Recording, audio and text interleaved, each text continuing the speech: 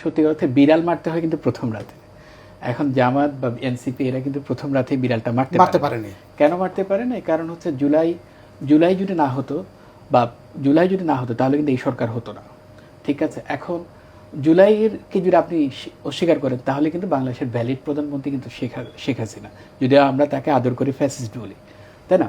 এখন ইস্যুটা হচ্ছে যেহেতু ওই সময় আপনি জুলাইটা কি রেভলিউশন নাকি মুভমেন্ট, এটা কিন্তু ডিফাইন করার ওই সময় অনেক ইস্যু ছিল, অনেক গোল টেবিল বৈঠক হয়েছে, অনেক আলোচনা হয়েছে। তা আমরা লাস্টে সবাই যে মুভমেন্ট ধরে নিয়ে সবাই রাষ্ট্রপতির হাতে শপথ নিয়েছে এবং রাষ্ট্রপতির কাছে শপথ নেওয়ার মাধ্যমে জুলাইয়ের বিপ্লবের যে আখ্যা সেটা কিন্তু আমরা পথবন্ধ করে দিয়েছি।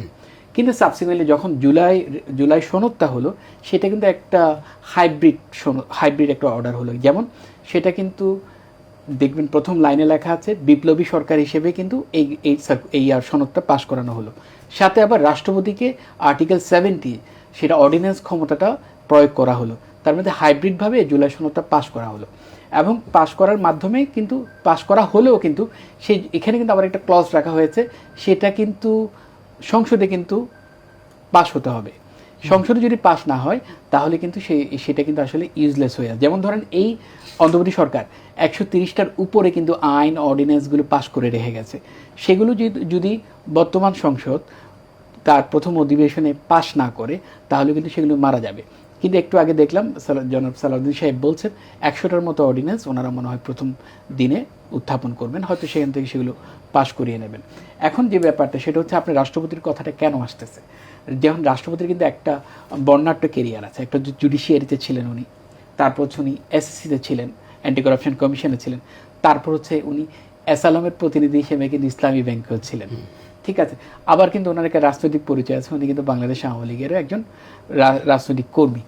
এখন এইগুলো যদি আপনি দেখেন এবং ওনার ওই সময়কার অনেকগুলো কাজকর্ম দেখেন তাহলে কিন্তু ওনার ব্যাপারে প্রশ্ন উঠাটাই বাস্তবিক। এবং সবচেয়ে এটাকে আরও প্রায়োগিক করে দিয়েছেন উনি তখনই যখন উনি অন্তর্বর্তীকালীন সরকার যখন চলে গেলেন, তারপরে উনি কালের কণ্ঠে একটা স্টেটমেন্ট দিলেন, যে স্টেটমেন্টে উনি এমন কিছু কথা বলছেন যে মানে ওনার ঠিক ভুল পাল্টানো কথাবার্তা, যার কারণে এই প্রশ্নগুলো আসতেছে এবং ওনার নৈতিকতার এই কথাগুলো আসতেছে। এখন হয়তো সেটা ওনারা তুলতেই পারেন, কিন্তু আইনের গতিতেই চলবে। রাষ্ট্রপতি অবশ্যই স্পিকারকে তার শপথ পড়াবেন এবং রাষ্ট্রপতি অবশ্যই সংসদের যে সংবিধান অনুযায়ী, যেহেতু সংবিধান এখন আমরা মেনে নিয়েছি, সংবিধান অনুযায়ী বলবৎ আছে সংবিধান, সেহেতু উনি প্রথম সংসদে ভাষণ দিবেন, যেটা সংবিধানে আছে এবং সেটার উপর সবাই আলোচনা করে। এখন বিরোধী দল চাইলে সেখানে থাকতে পারে, নাও থাকতে পারে। এখন বিরোধী দলের এই না থাকলেই যে বিরোধী দল তার কর্তব্য পালন করছে না এরকম কিছু নয়, সেখানে আরও অনেক কাজ আছে যেখানে তার করার আছে। এখন সে তার প্রতিবাদ হিসেবে হয়তো সে এটা নাও যেতে পারে, প্রত্যাখ্যান করতে পারে, সেটা তার এখতিয়ার অবশ্যই আছে, এটাকে তো আমরা বাধা দিতে পারি না।